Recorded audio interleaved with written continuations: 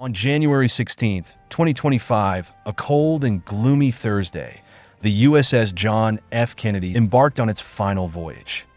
Known affectionately as Big John, this Kitty Hawk-class aircraft carrier departed from a U.S. Navy decommissioned vessel maintenance facility and made its way to International Shipbreaking Limited in Brownsville, Texas, where it will be scrapped and sold for parts. A spokesperson from the U.S. Navy's Naval Sea Systems Command confirmed that, after spending 17 years in Philadelphia, the John F. Kennedy was expected to reach its final destination sometime next month. It will sail south across the Atlantic, around the Florida Peninsula, and through the Gulf of Mexico. However, the exact date for its decommissioning hasn't been set yet. After years of debate, the John F. Kennedy and Kitty Hawk were sold in October 2021 for just 1 cent each. For a brief moment, there were rumors that the Kitty Hawk might return to active duty or even be sold to India. Some more realistic proposals attempted to stop the scrapping of these ships, but nothing worked out.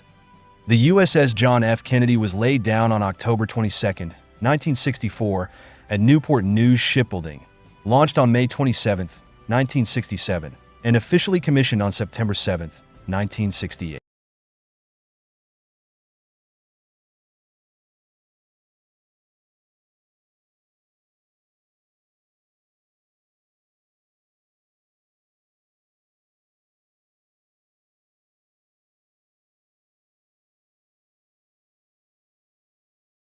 Day here in the Valley, the U.S. Navy aircraft carrier John F. Kennedy made its way into the port of Brownsville today. It was met by thousands of people who wanted to say one final goodbye.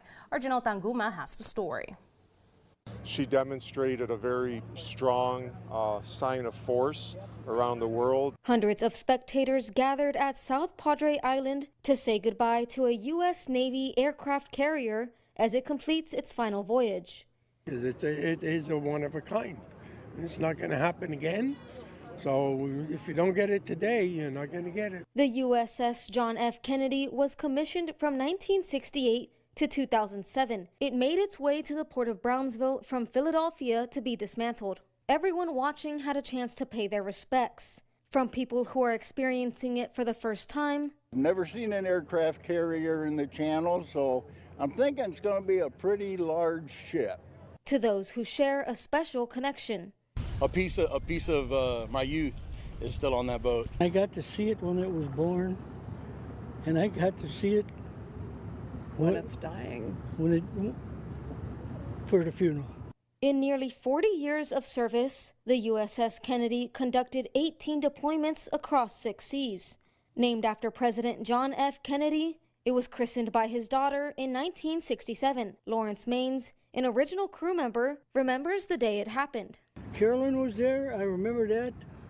She christened it with a bottle of champagne and the Blue Angels flew over. The ship's final voyage served as an opportunity to reconnect old shipmates and as a somber sight for veterans who remembered what it was like to serve their country. So today was kind of bittersweet for me.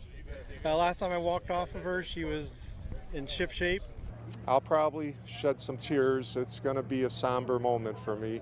For NBC 23 in South Padre Island, I'm Janelle Tanguma.